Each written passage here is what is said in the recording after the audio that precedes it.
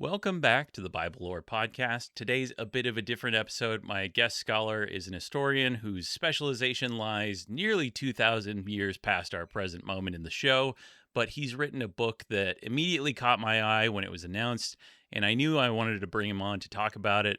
Because this is a Bible Lore Podcast, in the latter half of the show, we'll also be discussing some Bible and history stuff, but it will be about the distant future, people and places we won't visit for many years on the show. Call it a sneak preview for the Bible Lore decade anniversary show or something. So without further ado, it's David Perry here to discuss his new book, The Public Scholar, A Practical Handbook. David, welcome to the Ale House at the End of the World. Thanks so much. So, before I get to the questions, your book is aimed at scholars. Most of my listeners are not scholars. I was sort of torn on whether it would be relevant. I Yeah. said to myself, I'm not sure this is a perfect fit. I emailed David, and what'd you say? I think I said yes right away. I don't actually remember the specifics, but it just made sense to me right away because it's about people who know things who want to communicate them more broadly. And anyone who listens to this podcast is 100% deep in the weeds of trying to know things and understand things. And then, I bet you see all the time stuff happening in the world in which your knowledge of the Bible and your questions about these sort of things seem relevant to you in direct and indirect ways too, that the skills you use to do the kind of work you're doing here are relevant in the content. I'm sure is relevant plenty of times, but also just the skills, right? And so that's the kind of thing I'm talking about to anyone. Yeah, absolutely. And I was so glad that I had you on the show. Your publisher sent me a copy of the book, and it really is that. I mean, it's very good. Anyone who has kind of an inkling of I might want to write something in the future, this is a great book to have on your shelf. It's like $22 Yeah. published in paperback. Like you can get this. You could afford this one. Yeah, deliberately written short and straightforward and as inexpensive as my publisher would let. I mean, I don't control that at all, but I definitely Sure. wanted, I did not want a hardback, right? Like Yeah. publishers love hardbacks. They make a lot more money per book, but I just want this as a handbook that anyone can just stick on their shelf and use. I want people to use this book. And it's so good for that. So the general outline of the book, you kind of go through again, very practical stuff, but you also litter it with some great anecdotes from your personal life that kind of, I think, help not only enrich the text to make it more readable, but also provide very practical examples of like, here's what to do, here's where I've done it, here's where I've got it right, here's where maybe I could have gotten it a little bit better, or Yeah. here's where I've grown as a writer. Where did the idea for the book come from?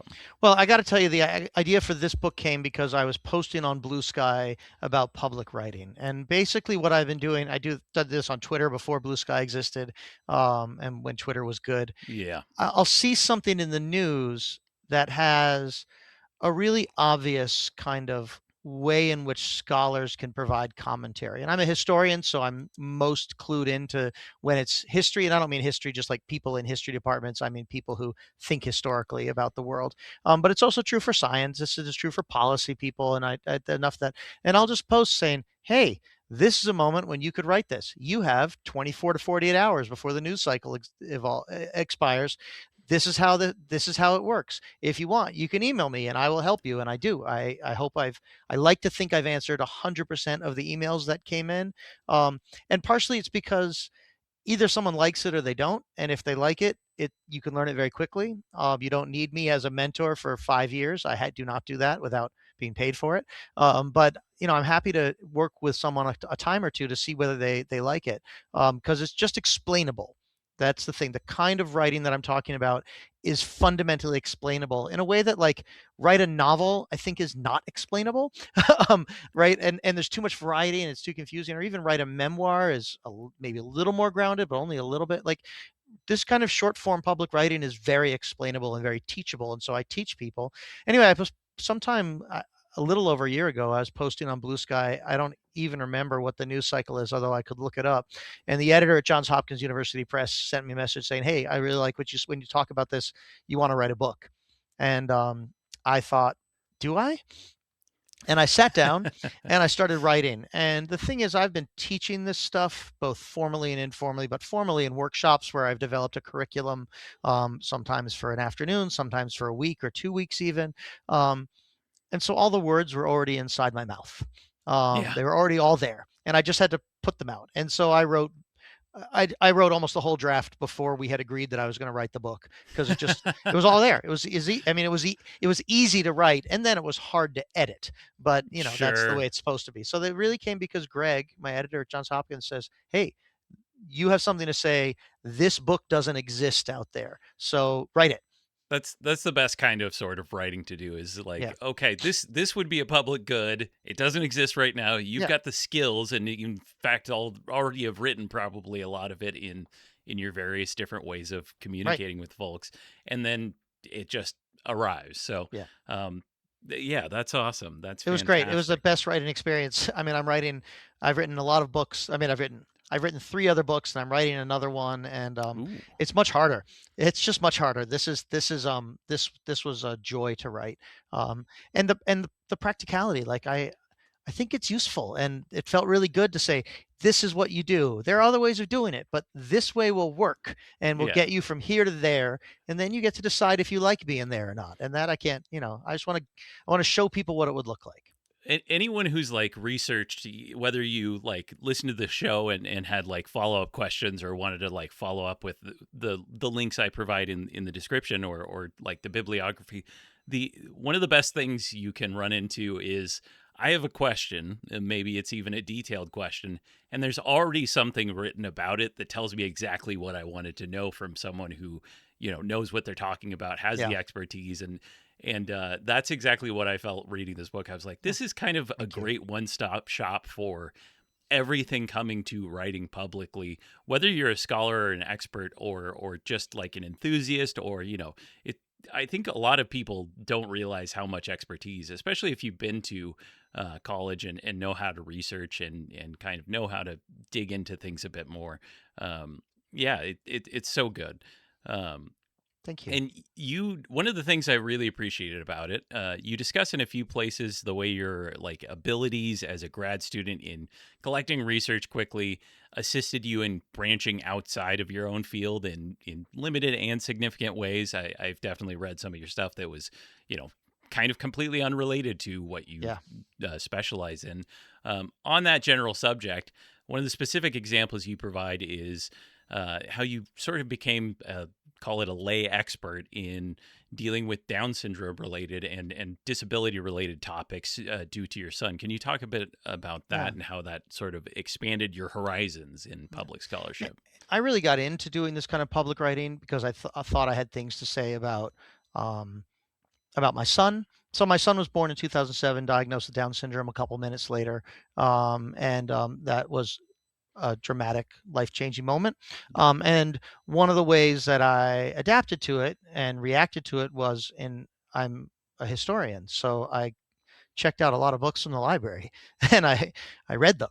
I Yeah. mean, I just read a lot, and I really got into this kind of writing because as a teacher, right, that's my job or was my job. I'm doing a different day job now, but I'm still advising. It's still teaching.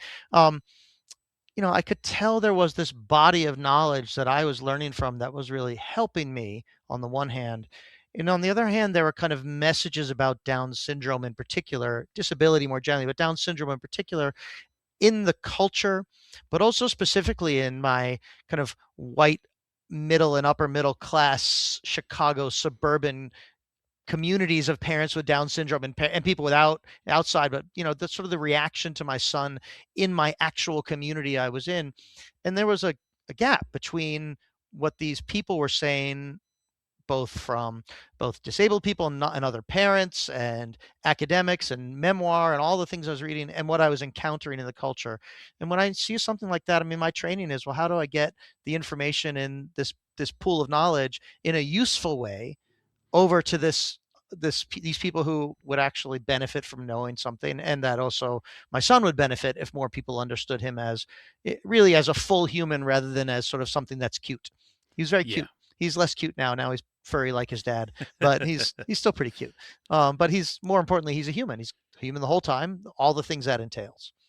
Absolutely. I mean that's such a, especially with disability, that is where I think a lot of people kind of, it's either too intimidating to learn about, or maybe you're just not comfortable with it, or there are a million different reasons why. But I think as you live your life, you will encounter and probably at some point become close with either families that have disabled kids who need constant care, or kind of or it could happen to you yourself, Yeah. like that there's people in your community.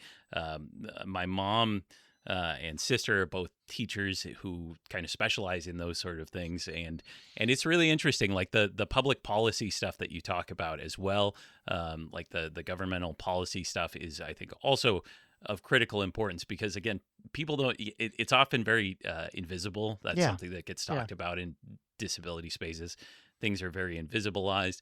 Like if you grew up in a public school, like I did in like the 90s, you will have, for example, kids put into kind of a general classroom Yeah. with disabilities, where they will combine kids who are essentially non-functional, like my sister in law, and then you have Downs kids who can have significantly more function and ability to learn and things like that, and then you also get like non-functioning, like not like nonverbal autistic kids would be shoved in there too.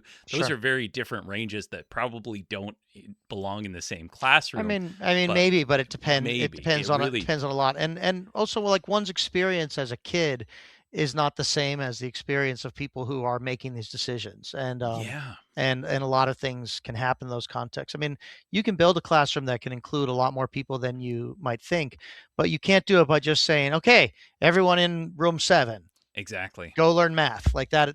Like you have to do some work, and it's not just me trying to communicate to people who don't know. But also there are things like you're talking about disability, right? There's kind of like intro to disability day one 101 stuff that everyone in the field knows, but they don't necessarily say in ways that people can hear it, right? So let me give you one example, or two examples. One, disability is sort of the only marginalized community that not that you can enter in and leave in a different kind of way, unless you're Sure. doing very complicated code switching sorts of things. That's an important case, but not what I'm talking about. But also that like every one of us, if we are lucky, will become disabled because that is part of the aging experience. Like not all of us do, but those are the ones who are less lucky. Like we will all, like it is a universal aspect of the human condition and needs to be understood that way. Everyone in the disability world knows this. And so you have to, but like not everyone outside the disability world, they all know it, but no one has heard those kinds of things. So part of what I've tried to do is understand like what are those sentences that really communicate well, sort of common knowledge. And that can be, it can be tricky. Like again, I mean, as a medievalist, a medieval historian, which is one of the other things I am anyway. Everyone in my field knows that it was not the Dark Ages. Yeah. That's just everyone knows it. It's not the Dark Ages. Most people don't know that. Most people, we actually we got someone to do a big survey of attitudes. Most people still think of it's the Dark Ages. Yeah. So like I say, "Hey, it's not the Dark Ages," and people go, "Whoa!" And other people in my field say, "Well, everyone knows that," and they just don't. Um, Yeah. and so And that's you have part a of the book role of on that, right? I do. It's called The Bright Ages. Thank you for Yeah. asking. But like, like this is part of the work of the public scholar too, is to think, well, what are the things that we all know, but that people don't know generally, and then what are the ways we can communicate that might be effective and useful. And that's part of the big part of the work too. Awesome. Well, my audience is primarily made up of lowlifes and dirtbags, those whose shades will sink to the bottom of Sheol itself. But there are also a few I PhDs suspect and grad not, students but go on. and enthusiasts among them who show some promise. So, what kind of advice can you expect the average, prospective writer, or maybe someone who's published a limited amount, published like a thesis or something in college, something along those lines?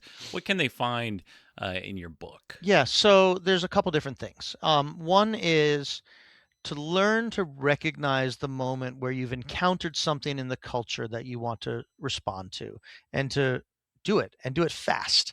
And if you don't do it fast, then get ready so that when it happens again, you can respond fast the next time. I mean, all the things that I write about, sometimes some of them happen more often than others. But you know, I have things to say about coup attempts, and not punishing people who do coups from based on a ninth century civil war. And I did not write one. I don't mean to be political. I mean, I guess I do. I didn't Ah, write one around January 6th. That didn't write that piece, but I'm ready, and I hope I don't have a chance to use it. But if I do, I'll have the essay in an hour, kind of thing, and or whatever. Just worth being ready for. But recognize those moments where you're feeling something based on what you know. And yeah, if it's what you know from your credentials, that gives you a little leg up. But if it's something you know from your life, you can also use your credentials to open doors, by which I mean just saying you have a PhD, or you're a PhD candidate, or you have some kind of credentialed expertise. You don't have to. And I am not a credentialist. I'm not saying if you don't have a credential, you're not an expert or a scholar. That's bullshit. Excuse me. But it does help. You can use these credentials, and what I have found is that a lot of people with academic credentials, when they try to move into public spaces, have learned to hide them, yeah, and you should not. But you also have to explain them in a way that makes sense. So you can't like list your obscure academic title and distinguish. I'm the assistant adjunct professor of practice at. You just say I'm a professor or I teach. You can't. You don't like list the 8 different academic journals you've published scholarship in. You just say, and I write about. So that, I mean, really simple kinds of things. And yeah, then the other thing is that it is not enough, though, to just be an expert.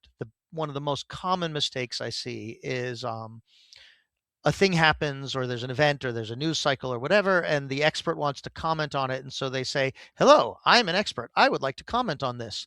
And that isn't what you do. You have to say, "And I will argue." You have to make it, you have to have something to say, and you have to communicate it very quickly in order to get to the part where you can communicate it a little more slowly.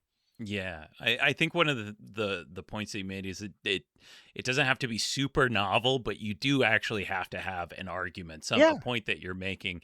An example you used was that I thought was really interesting, and interestingly enough, something that when I asked my wife, she actually remembered this because I didn't. Is when Pope Francis stepped down. yeah. A lot of people pointed at, I think it was Pope Gregory the 12th. Is it Sure. Let's say so. as It's definitely Gregory. Yeah, yeah, exactly, as the last pope who had stepped down yeah, voluntarily. A point you make is that's kind of problematized by looking at the actual history. yeah. And can you talk a little bit about that? Yeah. What I like to say is what I'm about to say is extremely petty. It is not important. By which I mean, when I'm an expert in 13th century Italy, and when Pope Benedict stepped down, not Yeah. Francis. When Pope Benedict Oh, right. stepped down, I mean, it's fine. Unexpectedly, there was a news cycle, and reporters rushed to Wikipedia, and they said, "Oh, papal retirements. The last guy was Pope Gregory," and so they stuck Pope Gregory in. And Gregory is from the 15th century, and I work on the 13th century. And there's a better historical analogy for Pope Saint Celestine V in the 1290s. Um, it doesn't matter, like, No. understanding the significance of of that papal retirement, which was a historical event. You need to know that there's some history here, but it really doesn't matter if you focused on Celestine and Gregory in any big sense. But I'm a 13th century Italianist, and I was pissed because we should be talking about my century, not this other one. And that's Exactly. and Exactly. that's okay. That's what I'm trying to say, is that, like, this kind of pettiness where you're just sort of irritated, it's not earth shattering, is fine, because there's news, and the media needs commentary. And if it's informed commentary, that's good. You've done a good day's work. And it also sets you up for when it is really important. You have the chops, you have the context, you have the skills when it is really important to weigh in on things. Yeah, and I mean one of the points that you make is, one of the points that it came across in the book. I don't know that you discussed it as much. Is that it's just interesting. It's just Yeah, really cool to absolutely. like so much of this history, so much of like science communication when it's done really well. Any sort of public scholarship. People want to know about this stuff. I Yeah, think. I think there's an actual hunger to understand these things, and if you can get people excited to learn about it by saying like, "Hey, here's this thing in the news.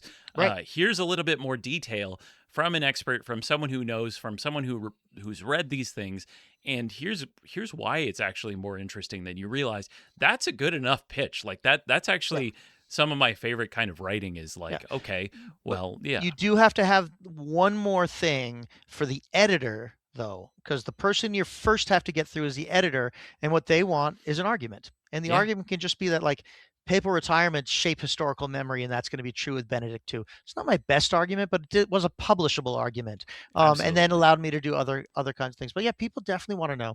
And one of the things that's really important to me is that everyone who teaches in any context, including in this sort of podcast, but in more formally in classrooms or in sermons or in any other sort of context, we do that all the time. And Yeah, it's in those spaces rather than in our published scholarship, that we think really hard about audience and how I'm going to get these, for me, like, group of 90 undergraduates, many of whom are just taking my class because it has a literature general ed, excited about the story of Amleth in Saxo Grammaticus, which is a Hamlet. It's the earliest version of Hamlet. oh wow, And I have an answer for that. I mean, I've already got you. I yeah, already got you, right? yeah, But, like, I have to do enough work to get them to click on it and start seeing what's interesting there. And that's part of what we're all trained to do. But I found a lot of people don't think about that training, that teaching training, that pedagogical training, or even if it's not training, experience of getting a group of semi-interested at best undergraduates at 8 in the morning, excited about something, into this kind of public outreach writing that we do. But it is an analogy that works for me, and it works for me every time. How would I teach this? What would I yeah. do to teach this? And then I go from there. Yeah, that's awesome. So you've honed your skills in the op-ed space, Yeah. as we've discussed a little bit here. What are some of the pros and cons of operating within the dirty world of yellow journalism and elitist magazines? Yeah. Well, I mean, I try to publish across the spectrum, and I have been in some Yeah. elitist magazines. Um, when news happens, there will be commentary. Mm, Period. That is going to happen.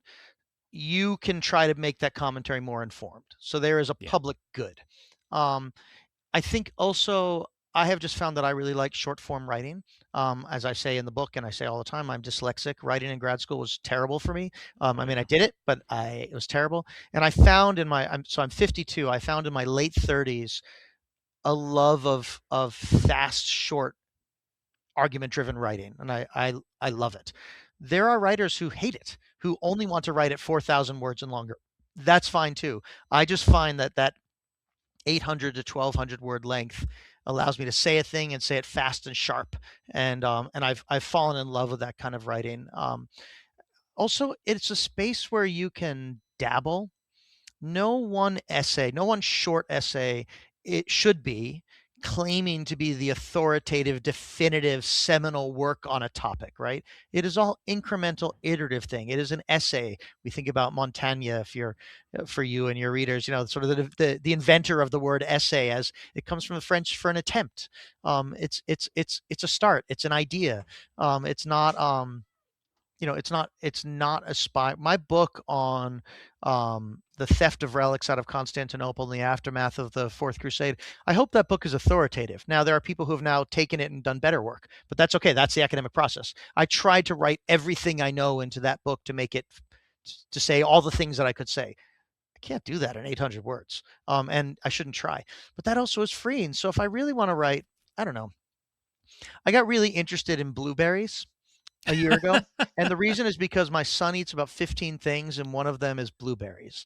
And as every parent in America knows, berry prices are going up, for lots of reasons. And I wanted to understand what the impact of tariffs were going to be on blueberries. So I interviewed an agronomist. I watched a webinar. I read an article. I wrote 800 words. I didn't say I'm the authority on blueberries. I said I talked to an agronomist. I read an article. I looked at this webinar. You can look at it too. Here's what I think is going to mean.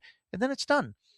And I could write 10 or 15 more essays about berry prices. And then maybe I start moving into the expert category. But it's okay in this sort of short form way to say, I had an idea. I had a question. I did a little work. I did it honestly. I'm citing my sources. I'm not bullshitting you. But here's why it matters to me. And that's just true. And here's what we know. And to Yeah. do that kind of writing, and especially for people who in graduate school are trained to narrow their identity, which is what graduate school does. It teaches us to be only an expert on Venice from 1190 to 1242. Yeah, exactly. And that's fine, but I've already claimed the whole 13th century, but I would never claim the whole 13th century at an academic conference because I really don't know anything about the 1280s and on. Who I don't know. But it's okay. Like these are things that we can in other aspects of our life be whole people with lots of interests and do the reading and do the thinking and then try to articulate something you think is true. And that's good and can Yeah. be fun. It can be fun. I liked writing about blueberries. It was fun. Not spending the money on the blueberries, but like I had this question, and so I tried to get an answer, and I tried to get an answer for people who spend all their time from there's an international blueberry council. And that's all they do is they think about blueberries crossing borders. That's all they do. That's It was great. You can incredible. Google them, and it's true for everything. There's Oh, everything you can do that. Yeah. and I mean, in like the modern era, like there, especially in the advent of the internet, you can find basically since the internet has existed as like a public thing that wasn't just Yeah. military use. Um, there have been forums where people will just recommend reading lists. Like you Yeah. can find enthusiasts and people online who sometimes can be cranks. But if you find like good places where there are people who aren't out too out there, you can find places online. That's actually how I found a lot of my community, is through like Discord communities Yeah. around Bible enthusiasts and people who like to read the scholarship. There, I think there is such a hunger out there to know more, that it creates these like little micro communities, that you can quickly learn. I think a lot of the basics of many different things. Yep. We are kind of in a growing pains, but still a renaissance of this kind of public access to Right. I information. mean, I mean, there's a big question about what will happen as generative AI swamps the web, and Oh I don't know what the answer is, but we have been in this amazing era. I think about Wikipedia, which when I started teaching, you ordered students not to look at. But now it is the greatest collection of human knowledge in history of the species. It is the kind of project that like the Enlightenment encyclopedists, which I'm sure at least some of your listeners know about, these people who tried to collect all these knowledge in encyclopedia, they did not succeed, but they collected a lot of knowledge. But Wikipedia would make them weep with joy. yeah. And I hope we manage to preserve at least some of that. Yeah, absolutely. I mean, and even like this show, like, had a Wikipedia editor email me and say like, "Hey, really appreciated what you said about X topic. I won't, Yeah, dox them, and absolutely I've like this updated show. the page for this because of some of the Yeah, comments you've made." yeah, And absolutely this show, which is why I was so excited when you emailed me and said, "Hey, you want to come on?" It's appreciate absolutely this kind of show. and like you can make a difference on that sort of thing too, and improving this kind of, again, this space of being able to learn and to share what you've learned, for everyone, which Yeah, is, I mean, that it sounds corny, but that's like one of the coolest fucking things you can possibly engage in. Like it's just so cool. um absolutely. so yeah. And I guess with that, and in delving into areas that are a little bit outside of your own expertise, how do you avoid kind of getting out over your skis in becoming a public expert? And kind of, I mean, you talk about a few different angles in which like it can be a little bit painful, it can be a little bit difficult.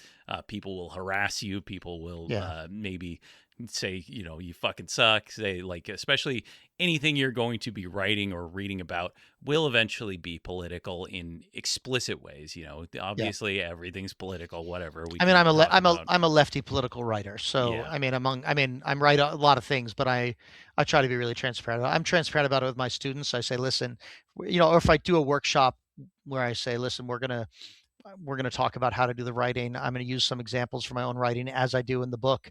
It's going to be lefty political writing. The point is for you to think about it structurally, think about it as genre, and not, in that context. I don't care whether I'm persuading you. I obviously do care whether I'm persuading people, but like, I just need people to think about it. So, it is always a risk to get out over your skis. I think you have to be thoughtful about criticism, and try to listen to it to the extent that you can up to a point, so that if you make mistakes, you correct them and you do so with humility. Um, and I definitely have made some mistakes over the years. I've also had criticism cycles for things that were not real, and that that you can do too. You can't do too. I mean, I think this is one of the reasons I think it's important for us who have deep expertise in something, we know what knowledge looks like. Mm, And you have to do the things to get to the point of knowledge. And if you hit your limits of knowledge, you have to say, I've hit my limits of knowledge. In a few minutes, I expect you're going to ask me some things about the medieval Bible, and I know many things about the medieval Bible, but sure. I am not a medieval Bible expert. No. Those people exist. Beryl Smalley was the one in grad school who wrote about the medieval Bible. I'm sure there's lots of people since then. My co-author in the Middle Ages, he knows about the Bible in sort of Carolingian Europe in a way that I really don't. So I'm going to tell you things that I know, and then I'm going to say, I just don't know, and that's okay too. That's part of knowledge, is to recognize your limitations. And I want to push people who have been narrowed by academic convention to broaden out, but that doesn't mean I want someone to try to be an expert on everything. And there are things No. I'm not an expert on that I could write about, and I just don't.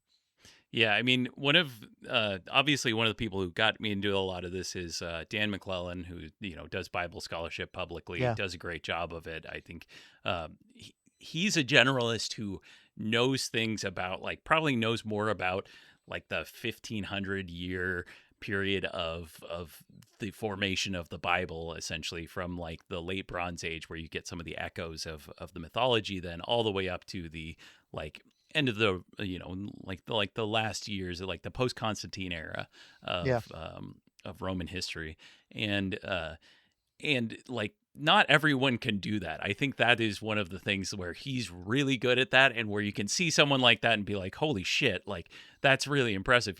I don't think you have to be that level of no, reading, but you can read a couple of books. A lot of, I think, academics, really really great writers, are good at condensing it into shorter books, and I don't think it's actually the barrier for entry has never been lower to kind of gain some sort of expertise on a topic, yeah. which And is and again, that is one of the reasons that I like people who have done sort of advanced training in anything, because then you know what it looks like, and yeah, you know how far you need to go and where you can stop. I know a lot about Medicaid, but there's a lot of the legal stuff that I don't know. But I know a really good law professor. yeah. And I ask Sam, he's at Michigan. I ask Sam when I have questions, and then Sam tells me things, and I go, I don't need to go to law school and get that level of training, but I do need to know enough to call up Sam and to know, or to read his articles, or otherwise. Like, you have to know enough to be able to see what the knowledge pattern looks like and then go there. Fantastic.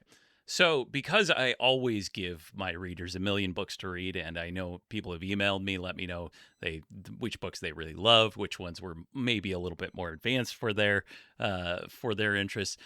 Which public scholars within and out and without and outside of your own expertise have influenced your own writing? Boy. Um, Who are your guys? yeah, yeah. I mean, there's so many of them. It's always a tough question. I think a lot about there's a writer named Michael Berube, who is also the father of boy with Down syndrome, who's about 15 years older than my son. The boy is, not Michael. He's older than me too. Um, and he wrote a book. He's written two books. The first one that I read, though, shortly after Nico was born, is called Life as We Know It, or Life as I Know It. I think it's Life as We Know It, about the birth of his son.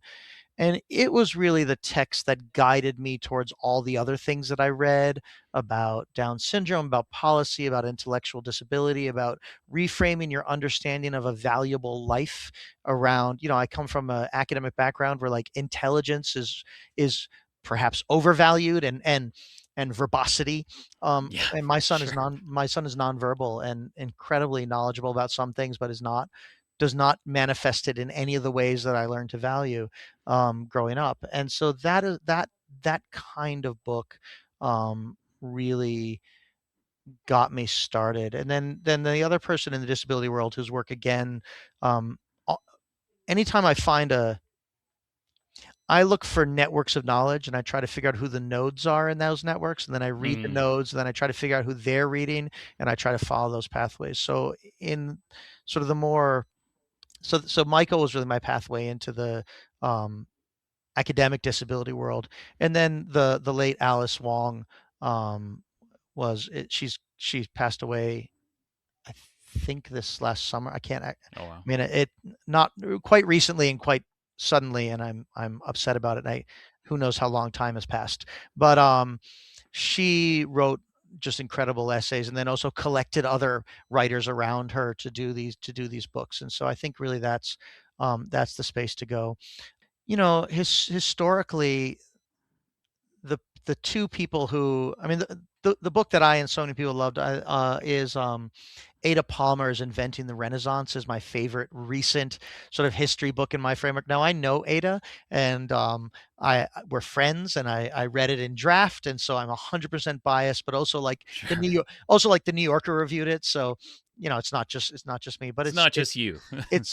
it is kind of doing a similar project to my book, The Bright Ages, and she often said, I'm going to pick up where you stopped, David, and keep going, but at in a radically different voice and at significant length, and I just love that book a lot. That's So I think fantastic. that would Well, be a good place to look. I I I do love one of the reasons that I think history is almost undervalued. Like I know that as a guy who's really into history, Yeah, that probably sounds like, oh, it's whatever, um but I do think like understanding these things that we kind of gain through cultural osmosis, or maybe you took a tour, like maybe you've been to Rome or something like that and seen all these museums and kind of heard, I wouldn't say sanitized or propagandized, but whatever you would call it, very vulgar in academic terms, understandings of history that are often very smoothed over.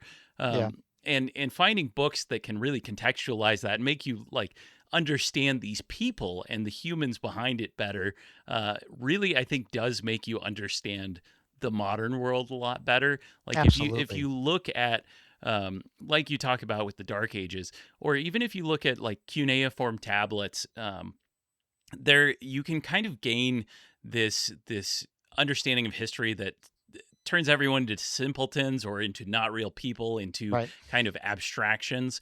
And one of the great things about good public historical writing is that it can kind of give this background and bring these people to life so that you're no longer seeing things through these kind of these views, like even like cuneiform tablets that describe like a wife yelling at her husband for being Yeah. gone too long, like those very normal human moments. Or I guess when I had a scholar on recently, I forgot his name. Is it Eric?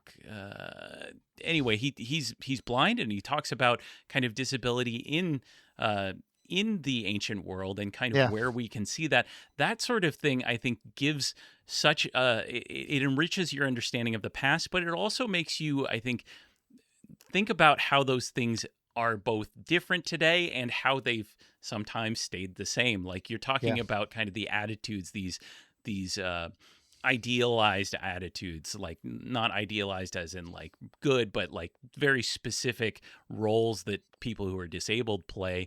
And you see kind of that same thought in kind of ancient writing about disability, where it's like, okay, well, yeah, sure, everyone, we have disabled people, but we found places for them Right. in society. And sure, that was probably true for like the royal courts, but if you're out in the farm or out in the countryside, you're probably not faring as well as people in the city. Well, but also, I Or if mean, you the thing don't have it. historically is that we have to understand disability as something that is constructed within societies. Yep. That what is disabling? Well, if I had a big scar across my face right now that really made my face even more hideous to look at, that would be disabling.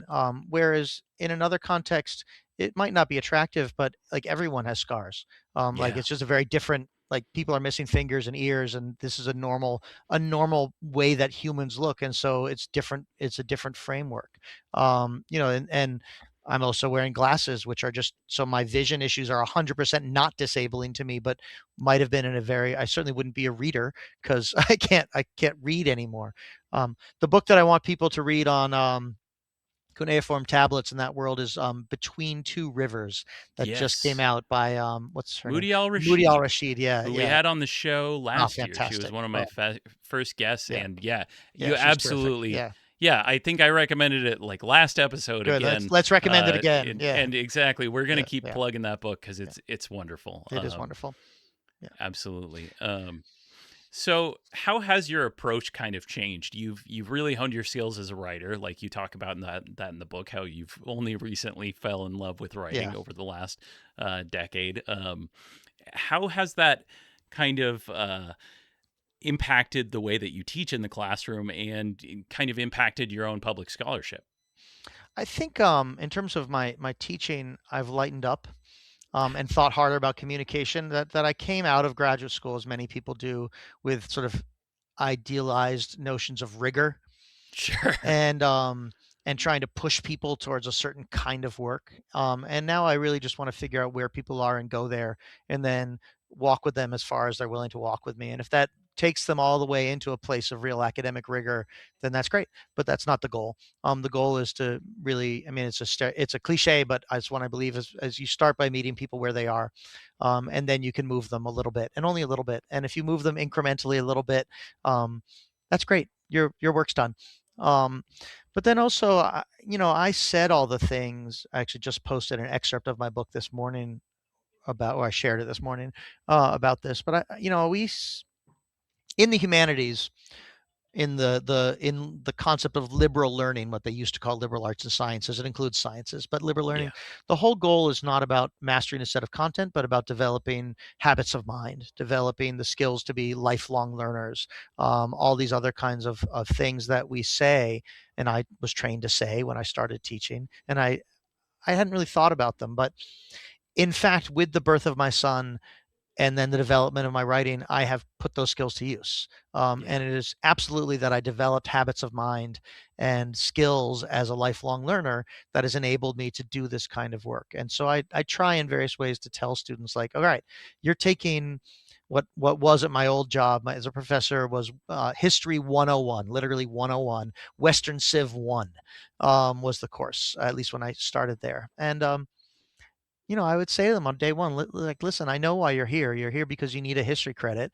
There's room in the class, and this is the only history class you're ever going to take as an adult. Great. I'm so glad it's with me. Let's talk about what's going to happen. And what's going to happen is not you're going to learn a lot of things about Western Civ or about the history of the ancient world and Europe, although they are.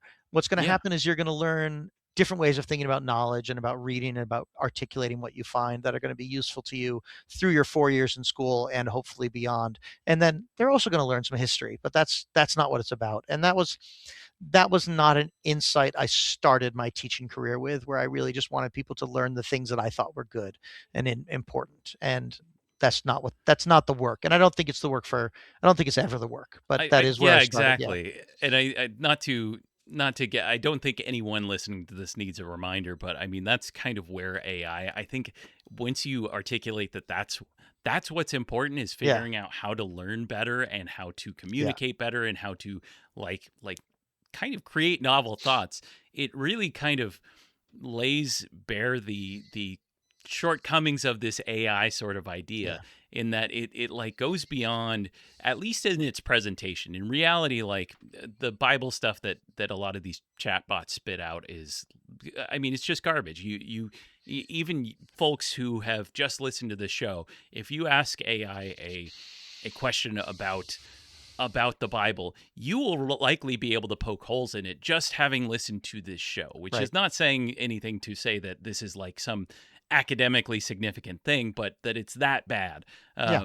And worse, I think the writer Adam Johnson, I think it was, pointed out yesterday, like people were talking about this stuff in the classroom, and he pointed out, like, okay, if kids have AI in sixth grade that's prompting them all the time, like, what are we doing with education? It's Right. like going to the gym. And I think the analogy he used is that you have machines that automatically lift the weights for you. Like Right. that's not going to help you become better at education. Yeah. And The wor- and that's the kind world of the world does not need more freshman English papers or history 101 midterms. The world needs people who can do the thinking and the work behind a freshman English paper and then apply those exactly. skills throughout their lives. The world needs it, but also like they need it. Yeah, But it's good for you. the Like, and world it's does and not need, I do not personally do not need more history 101 midterms. That is not something that the world needs or I need or anyone you've needs. read them all. Yeah. You've read them But all. I, You've graded them, but I and do think that getting someone to the point where they can do well on a midterm in the first semester of their freshman year in college has done real work. And so Yeah. that's the key. Phenomenal. Getting a bit more into your specialization, Yeah. um, what does the Bible mean as we're shifting in this? What does the Bible mean to you? You talk about 14th, 13th century Yeah. Italy, like this kind of late medieval period, or I think you is how it's usually referred to, the latter Crusades. What? Let's say you're in Italy in that Yeah. period.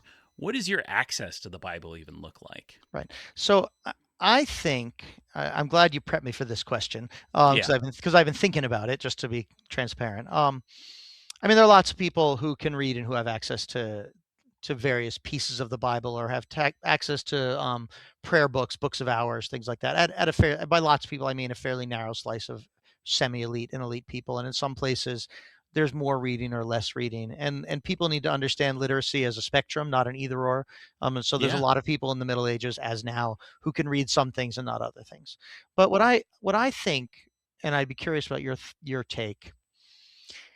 I feel like the Protestant Reformation's focus on access to the text, and the way that has played out in the development of Western education for the last 500 years, right? So not like yesterday, not like 19th century American evangelical Protestantism, not like 21st century, No, though New that's a England. part of it. Yeah, Like that, yeah, those are sure. big parts of it, But but they're like very there's recent. this emphasis on direct access to the Bible that has a really important history, obviously tied up in the history of printing, tied up in the history of translation. My undergraduate thesis was on the Lollards, but also John Wycliffe, who did this early English translation of the Bible.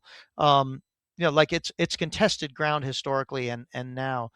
But I think because of that, even among even in Catholic traditions, which historically have not been as focused on direct access to text as opposed to mediated access to text, that we just over prioritize that you have to have access to the text to be enmeshed in the Bible.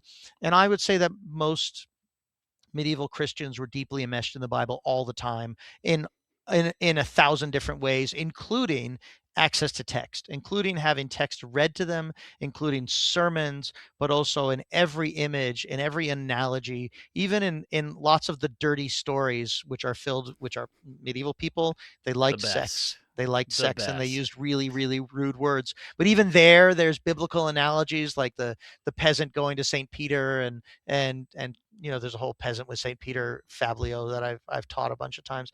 Like all of these, that there's a way in which biblical stories are that they're steeped in, and it provided opportunities to medieval people and artists and politicians to do kinds of layered storytelling in really interesting ways. I wrote about the these plaques, these three-dimensional plaques, objects on the walls of San Marco in Venice, um, and the ways in which they layered references to classical antiquity, to Byzantine sort of Christian history, and then to contemporary 13th or 12th and 13th century issues going on, with these different kinds of storytelling, and it's not a question of which one is right, it's doing all of them at the same time, because there's a reliance on a common fluency within not just biblical, but broader sort of Christian narratives of time and history and space,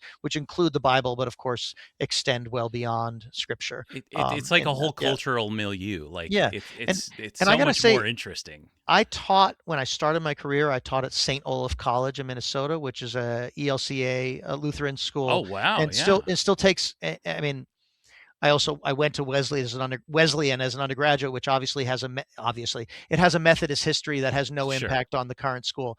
St. Olaf an ELCA school, and everyone has to take a class in the Bible. And it's not it's the Bible, and it's the Bible and Islam, the Bible and Judaism, the Bible and women, the Bible and environmentalism, the Bible and family. What I mean, I have not looked at their Yeah, curriculum, but everyone has to take one class that involves reading some Bible and then thinking about it in some interesting way. And I got to say, being a medievalist there was great, because I could yeah. just kind of assume a little more common knowledge about something that medieval people had common knowledge in, and then build build from there. And so I really think it's important to understand that the 13th century non-literate or semi-literate but no access to scripture engagement with the Bible in the European Middle Ages was significant and was deep, Yeah. and in many ways as deep as people who go to Bible study every week now and actually read, which is very significant and deep too. But like, that's one way of doing it, but there's another. It can be, but that's one way of doing it, but there are other ways of having that level, and that I just think that the Protestant critique of lack of access to scripture has shaped our understanding of what it means in ways that sometimes means we don't get what's happening in the mind of the person in 1300 well enough. And I'm very interested in what's happening in the mind of the person in 1300 or 1000, or recently with my last book, 850, and what that looks like when a particular set of illustrations are put in a manuscript in order to communicate a very sophisticated biblical message, through analogy that is, the way you criticize Louis the Pious is by depicting his father, but depicting his father as a Persian emperor in order to say something, right? Like it's a. Which Persian emperor? I would have to pull up my Ah, text to damn it. to to, We're to remember just that, getting into that period too. because that's the Uh, kind of thing that my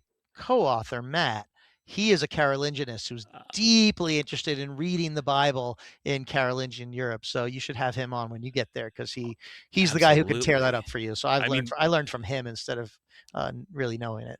that is, I mean, that period, I think, again, you've picked a couple of great ones. That's another period where I think a lot of people don't know about it. Like, you may have heard something about the Crusades. Yeah, That's after that. You may have heard a lot about like the Holy Roman Empire, not Holy Roman, or an empire, blah blah blah.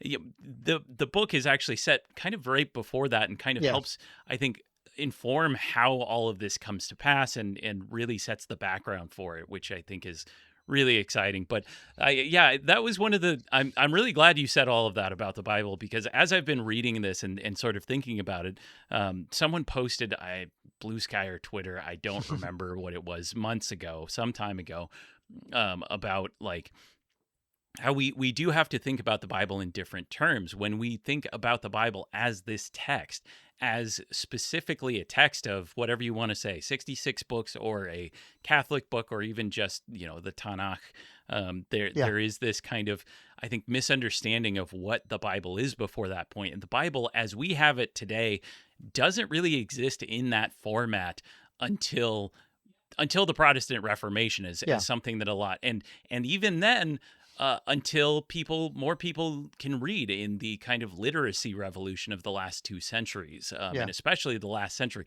It's all extremely recent. The way that we engage with the Bible now is an extremely like modern, postmodern phenomenon, that I think a lot of people don't really understand in that way, like just what that technology does for it. right, And I think that's really important, because they still have the Bible, like they still have access to these stories, and they are like some of the most important stories and the critical parts of these cultures. It yeah, just looks so much different than how right. we think about it I, now. and And but also it yeah. requires a kind of innovation. If I was just thinking about, medieval theater, which are these Yeah. retellings of biblical stories or stories related to them, right? Like, you have to do these other kinds of things, but that doesn't make them. It doesn't make them less real. Doesn't make the connection to scripture and less real that you don't have a book sitting in your hotel room. Yeah, and we just have to be able to kind of pierce past that Yeah, veil to understand what the world used to be like, right. in that way. And do you know anything? And this might be way far afield. I know there are Jewish communities throughout Italy. Yeah. Do you know at all about what that looks like for medieval Judaism? I know our I, sources can be more sparse, but I yeah. just wanted to see if I you. mean, I don't know in detail about sort of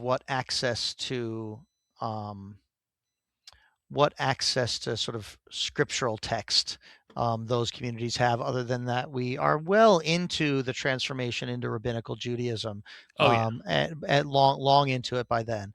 And so there certainly is a veneration of text in ways that are very familiar.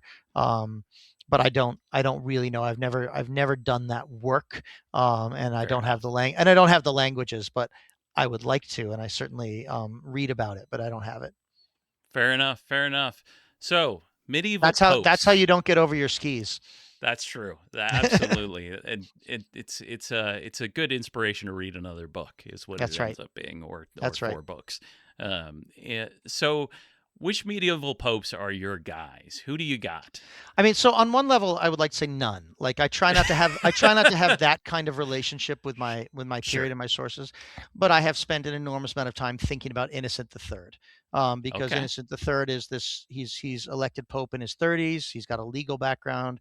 He is really the person who, after a couple hundred years of or so of bureaucratic, legal, and political reform or movements, like he's got it all. He's got all the tools. He's got the canon law He's organized and the written. He's he's the technocrat. He's right, like the guy. and he's Yeah. but like you can't be a technocrat until you have the techne, right, until you have Yeah. it. And so like he's got Gratian's law, so he knows what canon law says. Like he and his team, right? It's not I He's say a he nerd, and like he's but, got but good but, like, administrators. you could not have known what it said in 900 if you wanted to, because it was not collected, but he has access to all of it. He has access to he has communication technologies. He ends up getting, um, the mendicants who are sort of in motion. They become a really important tool, not tools of the papacy, but tools of communication.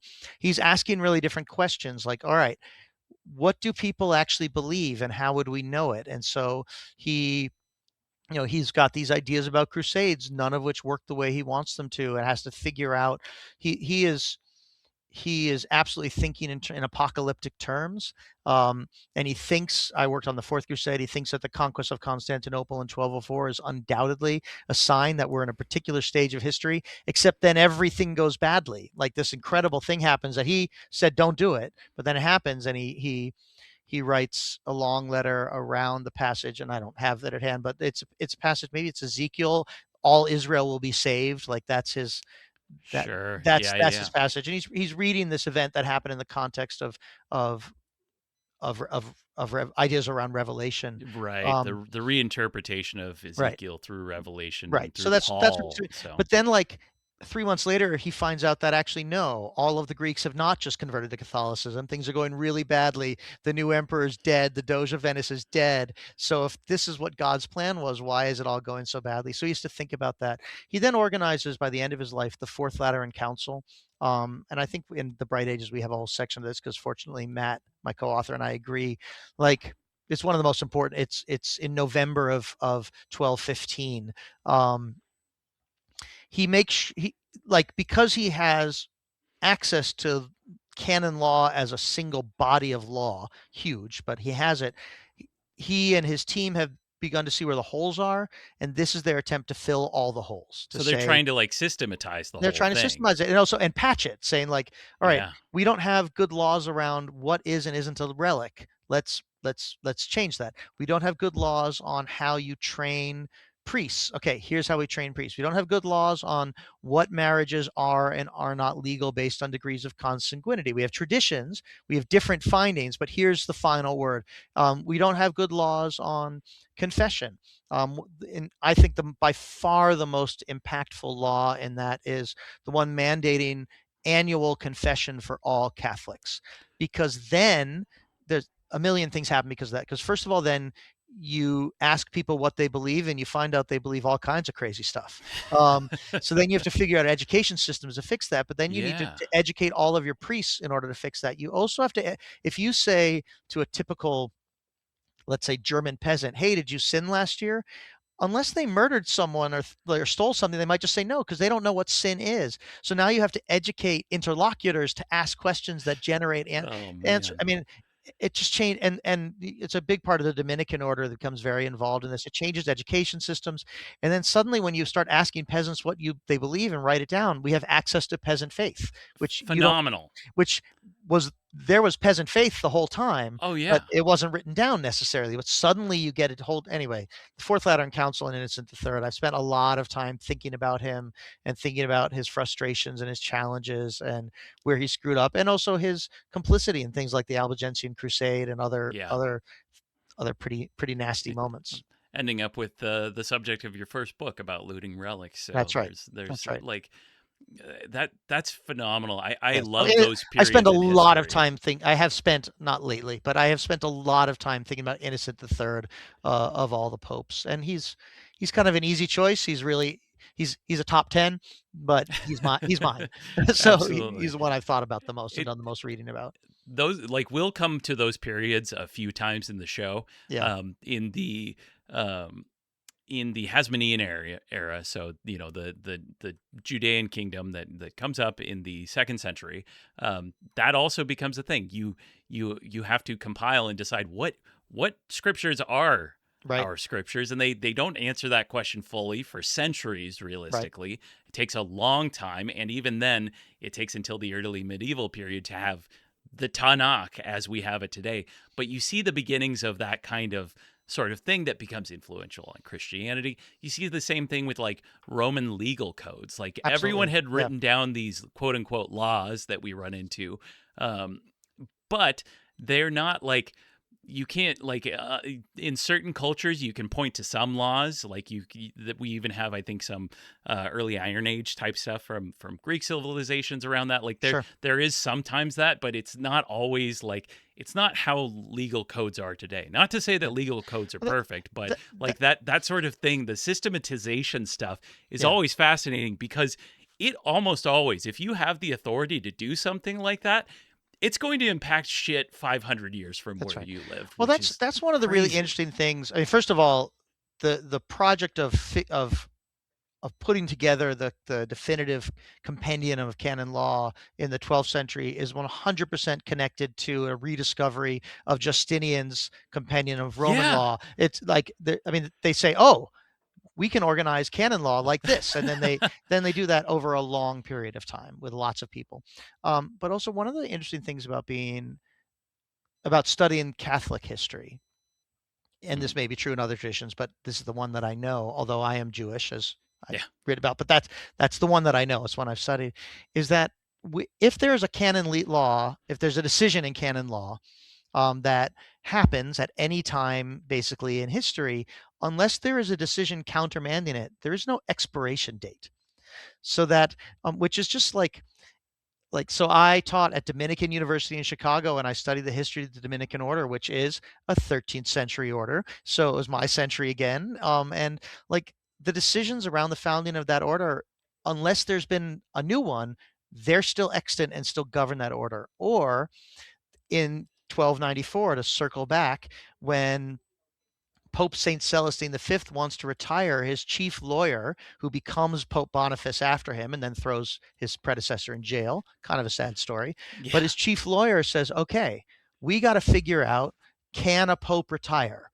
And so, but again, it's 1294, so he has all of the last 200 years Yeah. of collecting canon law. So he puts together basically a legal decision that says, here are the circumstances under which a pope can retire.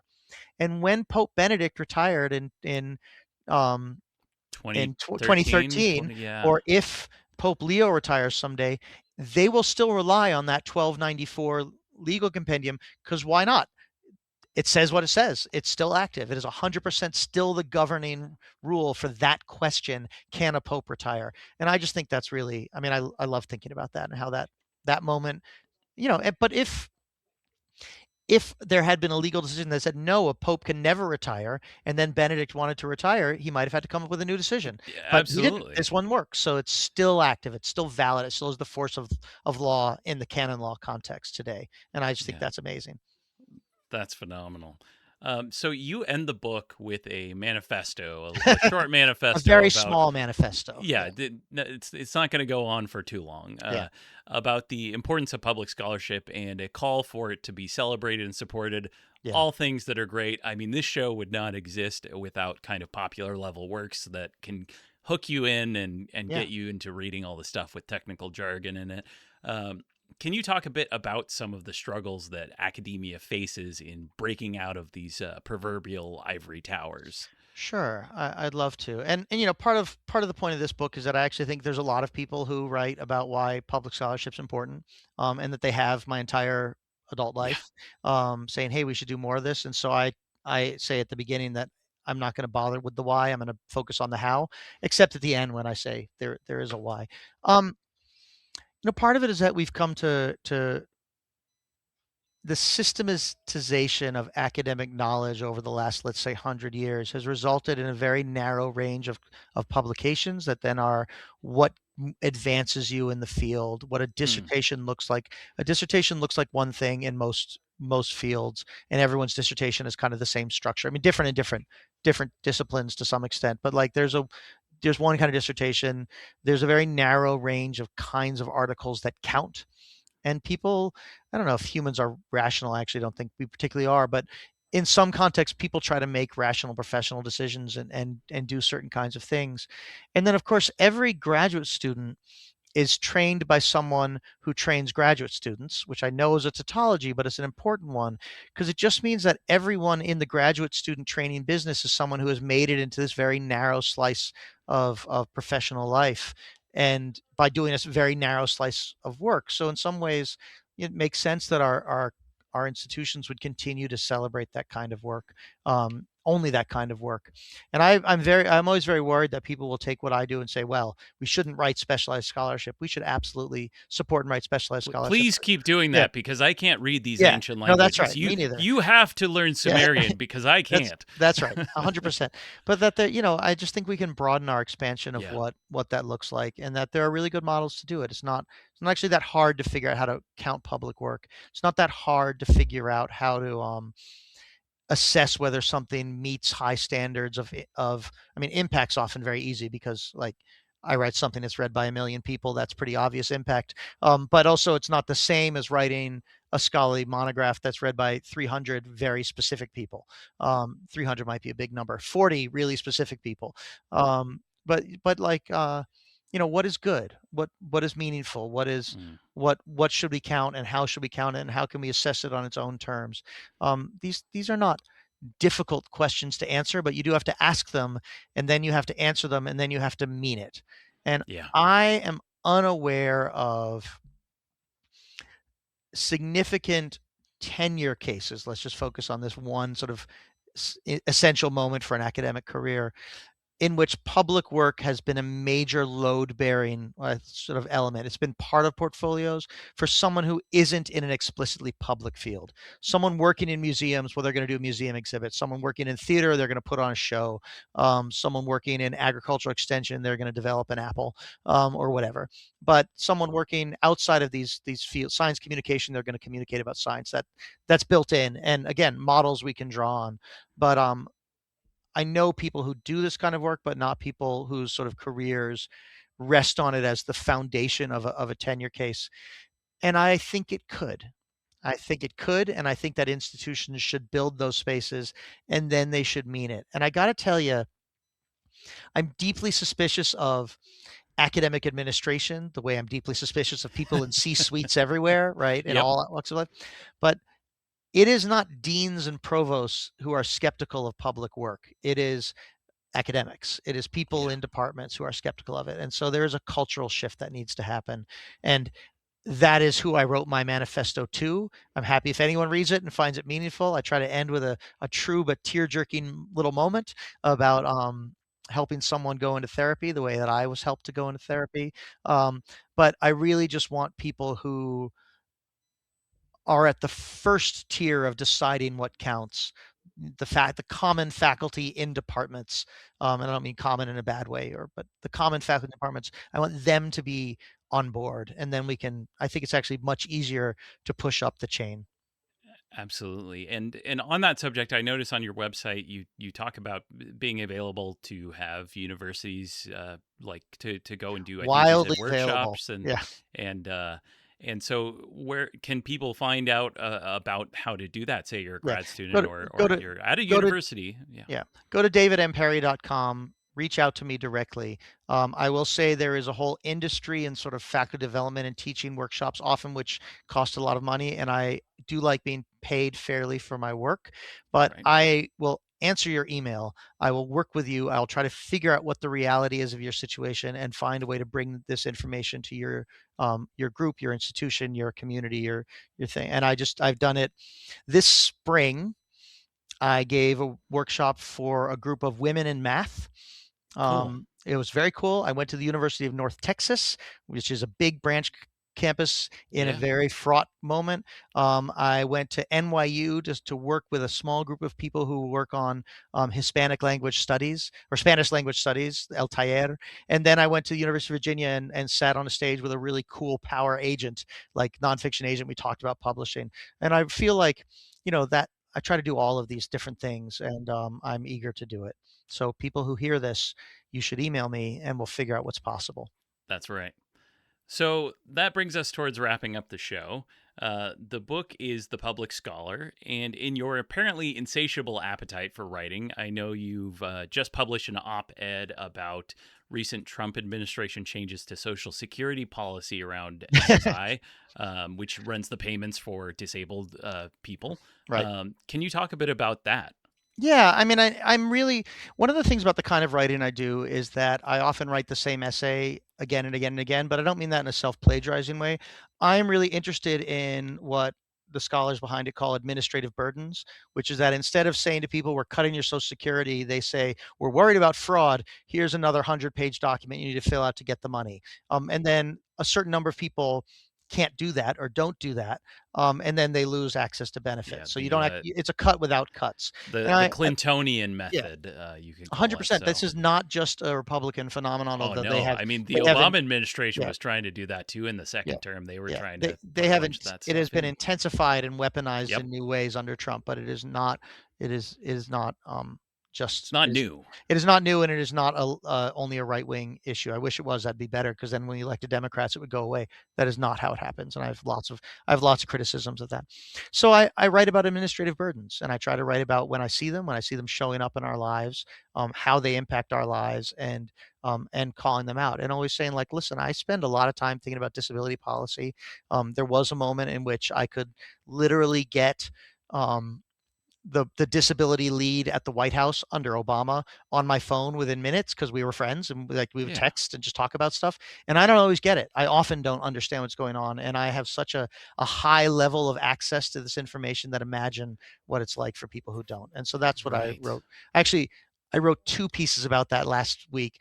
Unexpectedly, one for my Oh, local paper about one of set of course. things, and another for the national outlet about a different set of things, and they're different essays. They have different words. They're using different examples, but they are both about these kinds of systems Yeah. and the problems with trying to actually help people. Well, I'll post links to that article along with Please everything do. else in the episode description. Where can folks find you? Blue Sky is the best place to find me and chat. Otherwise, davidandperry.com, and we can go from there. Phenomenal. Well, it's been so great to have you on the show. Thanks for coming Just, and thanks just for a making delight. scholarship interesting. I rarely get to rant about Pope Innocent III or the Protestant Reformation on podcasts, so it really a treat. Well, in 5 years, when I actually reach that period, I'll have to have you on You again. better. So, You better. absolutely. And for everyone at home, make sure to join the Patreon, support the show, patreon.com/Bible Lore Podcast, and I will see you next time on the Bible Lore Podcast.